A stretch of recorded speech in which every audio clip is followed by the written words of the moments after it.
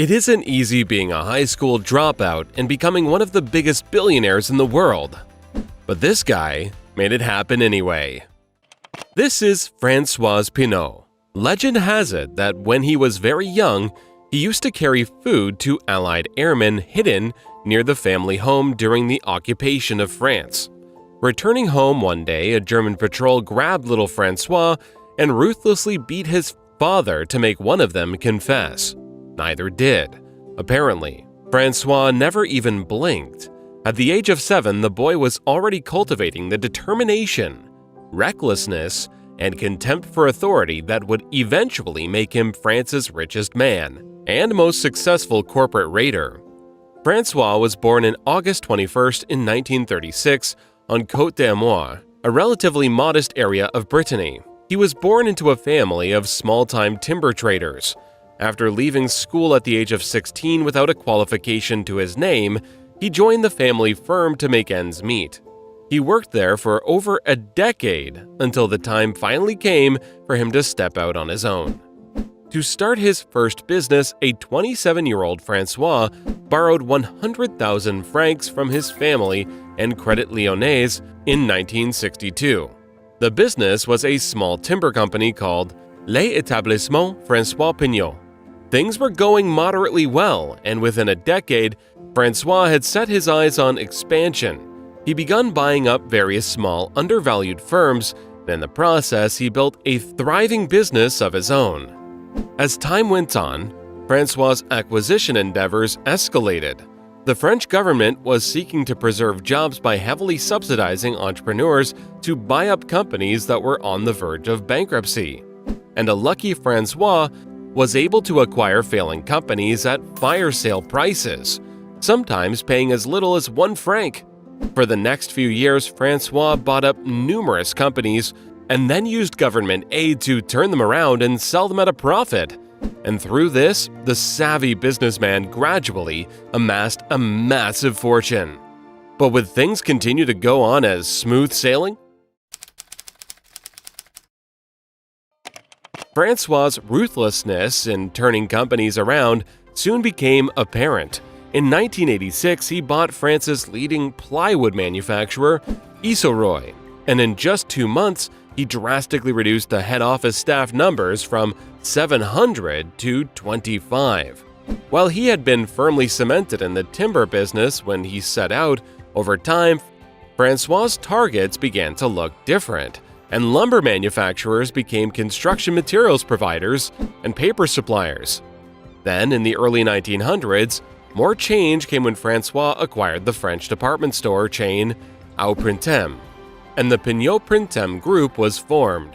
2 years later, following the merger of La Redoute, the group was renamed again. This time they went for Pinault Printemps Redoute, or PPR.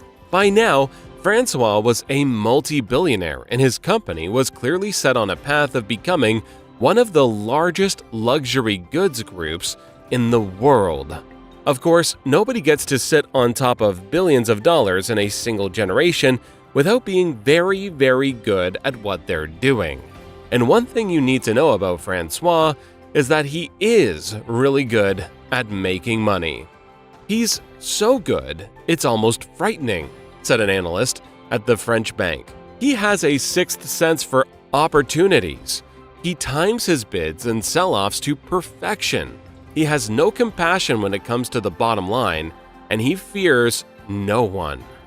But little did François know, a fierce battle was on its way. After having acquired numerous companies with ease, it was now time for François to meet a worthy opponent, Bernard Arnault of LVMH, Louis Vuitton, Moet Hennessy. It was the year 1999. LVMH was already the world's luxury goods market leader, and Bernard wanted to add once grand Italian brand to his ample luxury portfolio. Gucci wasn't interested, however. And after Bernard launched a hostile takeover, they desperately turned to François as a somewhat improbable white knight. At the time, François was looking for a ticket out of Western Europe, where his lackluster retail and industrial holdings were concentrated, so he decided to help out and was now locked in battle with Bernard for control of Gucci. By the time the legal fight was over, François staggered from the ring, debt-ridden but victorious. The two men had entered history as the Ali Frazier of fashion, and they are still remembered that way today.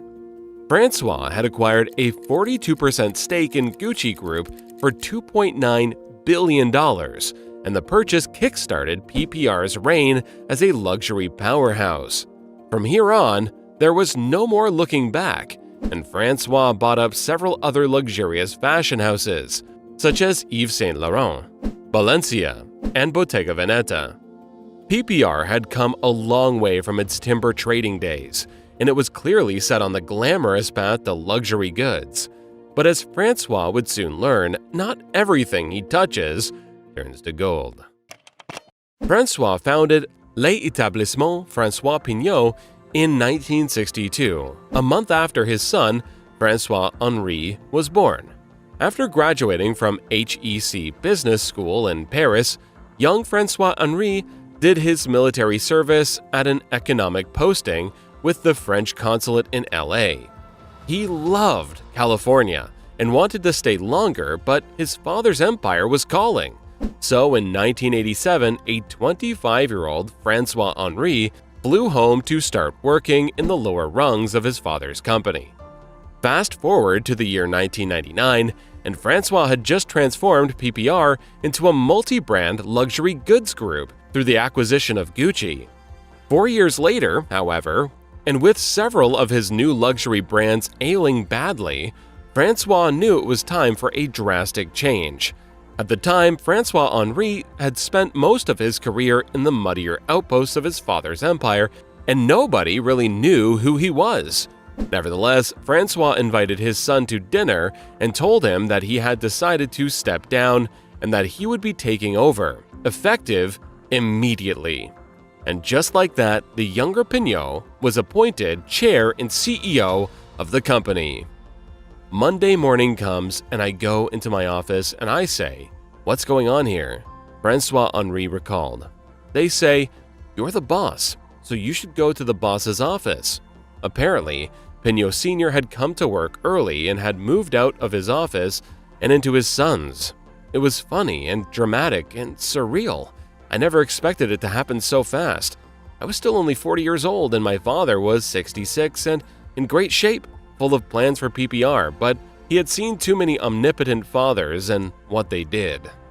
Being handed the keys to his father's business empire was a pivotal moment for François-Henri's career, but he was handed the keys to an uncertain kingdom. The company François-Henri inherited was lopsided and struggling. Gucci, led by the flamboyant duo of Tom Ford and Domenico De Sole, had slowed, and the other brands that had been bought to complement it were losing money badly. Tasked with transforming the failing company into the apex of fashion, François-Henri got to work. And for the next decades, he turned his father's empire upside down through a series of controversial hirings, firings, and acquisitions. He quickly ditched the wood trading and electrical distribution businesses and sold off most of the retail operations. By doing so, François-Henri was able to venture further into luxury goods. But it wasn't easy. The pressure was constantly on, and he basically had to bend over backwards to prove he was worthy of taking over. The ambitious transformation also saw the unveiling of a new name and logo. PPR became Kering, and an owl became its icon, symbolizing wisdom, change, and knowledge.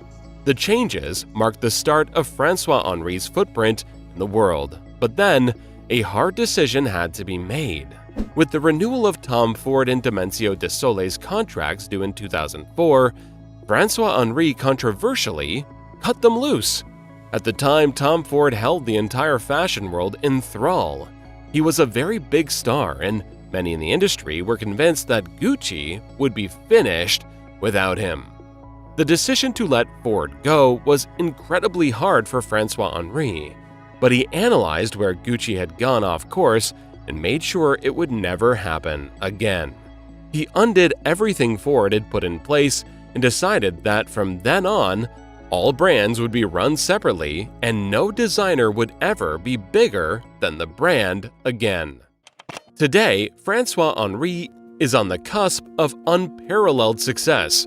His multi-billion-dollar empire has an annual revenue of over $13 billion, and the company has grown to become a major global luxury group with an extraordinary portfolio that includes brands like Saint Laurent, Balenciaga, Gucci, Bottega Veneta, and Alexander McQueen, to name just a few. Computer programmer, pharmaceutical equipment salesman, military serviceman, Salma Hayek's husband, and father of 4 are some of the diverse hats François-Henri has worn. And his plans for the future remain as ambitious as ever. He is dedicated to leading not only Kering, but also other companies, including his competitors, to a greener and more renewable future. And with the fashion industry being the second largest consumer of the world's water supply, there is definitely a lot of room for improvement. It makes no sense to pit purpose against profit, he said in 2019. There is plenty of evidence to show that sustainable companies enjoy better performances, and sustainability is a business opportunity. But as powerful as François-Henri has become, the first person the Pinault name calls to mind is still his father. Even François-Henri's now wife, Salma Hayek, made that mistake before their first date in 2006. When Mima Viglesio, a former Gucci executive, called Salma up to try and arrange a date for the two of them, Salma's response was, "What do you mean? I'm not going out with some 70-year-old guy." In Salma's defense, it's an easy enough mistake to make, and luckily for them, the misunderstanding was eventually cleared up.